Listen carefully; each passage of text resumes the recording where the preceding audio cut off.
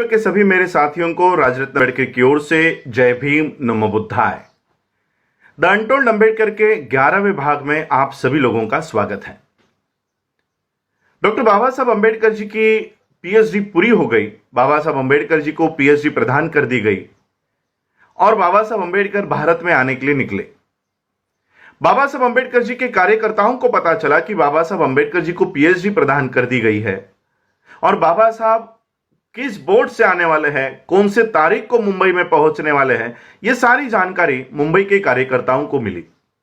मुंबई के कार्यकर्ताओं ने सोचा कि जैसे ही डॉक्टर बाबा साहब अम्बेडकर मुंबई में दाखिल होंगे, भारत में दाखिल होंगे, वैसे ही हम बाबा साहब अम्बेडकर जी का एक सत्कार समारोह करेंगे।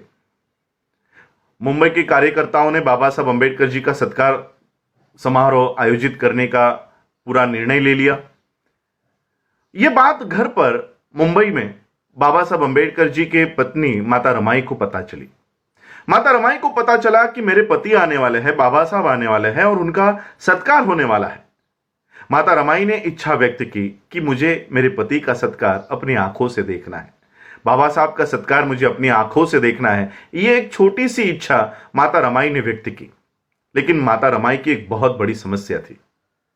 माता रमाई की समस्या थी कि एक भी अच्छी साड़ी उनके पास बाबा साहब का वो सत्कार देखने, उस सत्कार समारोह में हाजिर होने के लिए एक भी अच्छी साड़ी उनके पास नहीं थी। जो साड़ी माता रमाई ने पहनी हुई थी वो 7 जगहों से फटी हुई थी और ऐसे फटे हुए साड़ी में बाबा साहब का सत्कार देखने के लिए जाए तो लोग बाबा साहब को ताना देंगे, बाबा साहब को बुरा भला कहेंगे कि देखो अपनी पत्नी को बाबा साहब कैसे रखते हैं। माता रमाई सोच रहे थे कि किस तरह से बाबा साहब का सत्कार देखा जाए।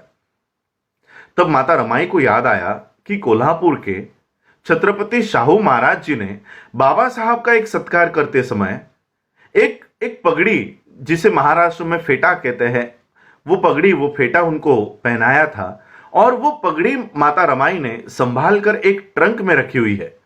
माता रमाई ने वो ट्रंक खोला, वो पगड़ी निकाली और जहां जहां पर वो साड़ी फटी है वहां वहां पर लपेटकर माता रमाई डॉक्टर बाबा साहब अम्बेडकर जी का सत्कार देखने के लिए गई। अब बाबा साहब का सत्कार चल रहा है, पति का सत्कार चल रहा है, तो पत्नी ने मंच पर आकर बैठकर देखना चाहिए, लेकिन माता रमाई मंच पर नहीं आई। कम से कम पहले पंक्ति में बैठकर डॉक्टर बाबा साहब अम्बेडकर जी का सत्कार माता रमाई ने देखना चाहिए, लेकिन माता रमाई पहले पंक्ति में भी आकर बैठकर वो सत्कार नहीं देख रही थी। जहां पर डॉक्टर बाबा साहब अम्बेडकर जी का सत्कार संपन्न हो रहा था वहां पर एक पेड़ के पीछे छुप छुप कर बाबा साहब का सत्कार माता रमाई देख रही थी। अब बाबा साहब का ध्यान पूरे समाज पर था।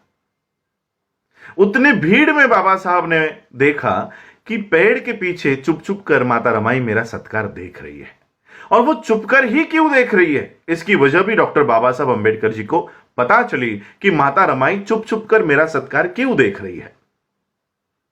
बाबा साहब का सत्कार संपन्न हुआ, बाबा साहब मंच से नीचे उतरे और जिस पेड़ के पीछे माता रमाई चुप चुप कर बाबा साहब का सत्कार देख रही थी, उस पेड़ की दिशा में चलते हुए बाबा साहब गए।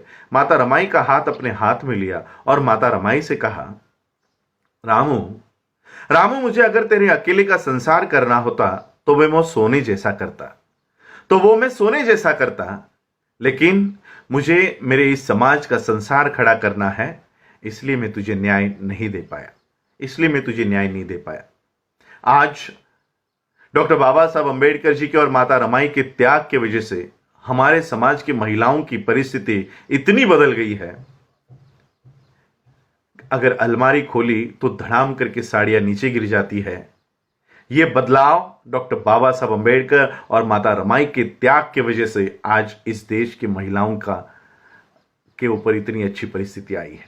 आज हमारे महिलाओं के बदन पर अगर अच्छी साड़ियां है तो वो माता रमाई के त्याग की वजह से है। अगर माता रमाई उस समय फटी हुई साड़ियां नहीं पहना होता तो आज हमारे महिलाओं के शरीर पर अच्छी साड़ियां नहीं आती। माता रमाई और बाबा साहब अम्बेडकर जी के त्याग की वजह से आज हम लोग अच्छे कपड़ों में घूम सकते हैं। ये डॉक्टर बाबा साहब अम्बेडकर जी की एक अनकही बात आज आप लोगों के सामने रख रहा हूं। जय भीम, जय भारत, जय बुद्ध।